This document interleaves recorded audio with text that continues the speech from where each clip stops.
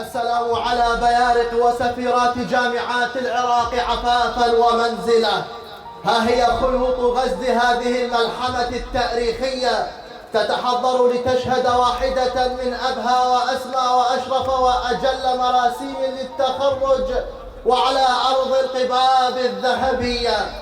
مشهد أيها الأعزة يا نساء العراق وبلسم جراحه، يا شامخات الستر ورفيعات الخدر والمنزلة، أهلا بكن وأنتن تجسدن صورة كأنها صورة من جنان الخلد منقوشة في عرض بين الحرمين الشريفين، صورة من صور محاسن الدنيا وبريق عفافها.